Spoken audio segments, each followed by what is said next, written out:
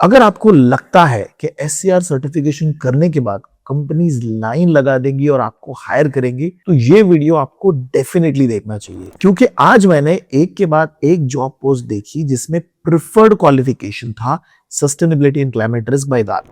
लेकिन ट्विस्ट ये है कि इंडिया में कंपनीज SCR होल्डर को डायरेक्टली सर्च नहीं करती, वो सर्च करती है स्पेसिफिक लोगों को जिन्हें क्लाइमेट रिस्क समझ में आता है, ESG रिपोर्टिंग करनी आती है और हाँ, सस्टेनेबिलिटी के डेटा को एनालाइज करने आता है। ऐसे प्रोफेशनल को सर्च किया जाता है। तो एक्चुअल रियलिटी है क्या?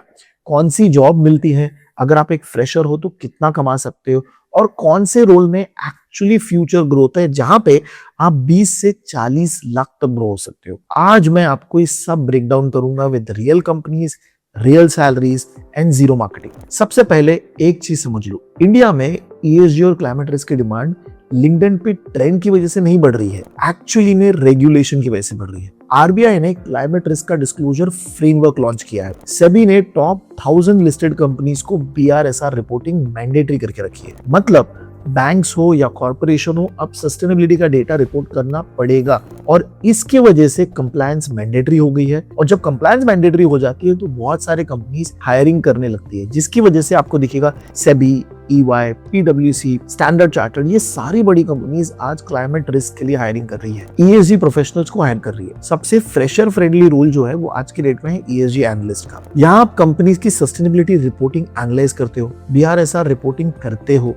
ESG का स्कोर इवैल्यूएट करते हो और हाँ, एमिशन का डेटा भी ट्रैक करते हो। रियल कौन सी कंपनीज जो हायर कर रही है? Primarily consulting companies, Deloitte, PwC, KPMG, CRISIL भी कर रही है। लेकिन यहाँ पे मैं आपको एक रियलिटी चेक दूंगा। फ्रेशर्स को लगता है कि मुझे डायरेक्टली 12 से 15 लाख मिलेगा, वो नहीं होने। Most entry salaries in these roles are between 4 to 8 lakhs per annum, लेकिन ग्रोथ बहुत फास्ट होगी। In the next 3 to 5 year ये जॉब रोल आपको 15 से 20 लाख तक ले जा सकते हैं और ये रियलिस्टिक है। वैसे ऑल द व्यूअर्स जो देख रहे हैं अभी, कमेंट करके बताओ क्या आपको रिपोर्टिंग साइड में इंटरेस्ट है या फिर कोर फाइनेंस साइड में इंटरेस्ट है, मैं आपको गाइड करूंगा। सेकंड रोल जो है वो है क्लाइमेट रिस्क एनालिस्ट का। ये रोल बैंक और फाइनेंशियल इंस्टीट्यूशन में बहुत फास्ट ग्रो हो रहा है। यहाँ पे क्या काम होता है? क्लाइमेट की स्ट्रेस टेस्टिंग करना, फ्लड हीट रिस्क एनालिसिस करना, पोर्टफोलियो रिस्क असेसमेंट करना और RBI के कंप्लायंस रिपोर्टिंग करना। यहाँ पे कौन सी कंपनीज हायर कर रही है? Companies like state bank of India, standard chartered, HDFC bank, ICICI और बहुत सारे जो बैंक्स और NBFCs है वो कर रहे हैं। और ऑनेस्टली ये रोल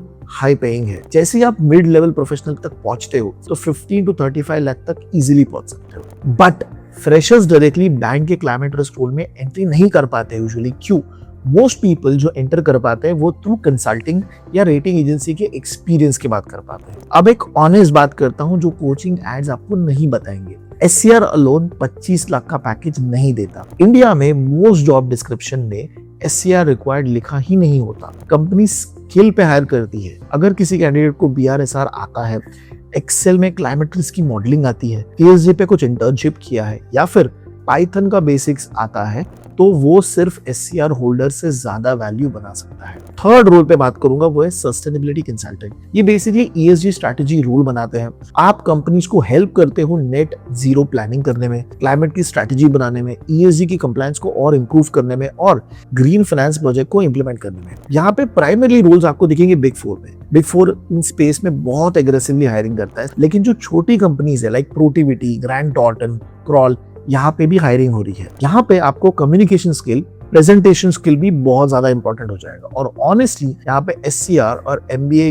बहुत ही स्ट्रॉन्ग कैंडिडेट बन जाता है आपके लिए। अगर आप SCR के साथ पाइथन या पावर BI सीख लेते हो तो यहाँ पे ये आपको बहुत ही एक्सट्रीमली कॉम्बिनेशन बना के देगा, क्योंकि कंपनीज को ऐसे लोग चाहिए जो सस्टेनेबिलिटी समझते नहीं बट उसके डेटा को भी अंडरस्टैंड करते हैं। देखो इंडिया में ना एक्चुअली ESG का मार्केट बहुत ही अर्ली स्टेज में। अगर आप लंदन जाओगे, सिंगापुर जाओगे, वहां पे ये मार्केट बहुत ज्यादा इवॉल्व हो चुका है। लेकिन इंडिया में रियल वेव अब स्टार्ट हो रही है और लोग 2025, 2026 में एंटर कर रहे हैं। इसका जो आपको बूम दिखेगा वो 2030 के आसपास दिखेगा, जहाँ पे सीनियर एक्सपर्ट रोल्स बनना स्टार्ट होंगे। बस एक चीज आपको ध्यान रखनी है कि आपके इस पूरे जर्नी में SCR एक फाइनल प्रोडक्ट नहीं है, SCR एक फाउंडेशन है। उसके ऊपर आपको बिल्ड करना है, आपको उसके ऊपर एक्सपीरियंस लेना है और स्किल को ग्रो कराना है और राइट कॉम्बिनेशन के साथ इंडस्ट्री में आपको ग्रो करना है। तो कमेंट में बताओ कि कौन सा कॉम्बो आपको लगता है कि स्ट्रॉन्ग होगा, SCR plus FRM SCR plus MBA या फिर SCR प्लस पाइथन, उस कॉम्बिनेशन पे मैं डेफिनेटली एक नेक्स्ट वीडियो बनाऊं। और अगर ये वीडियो आपको हेल्पफुल लगी तो मुझे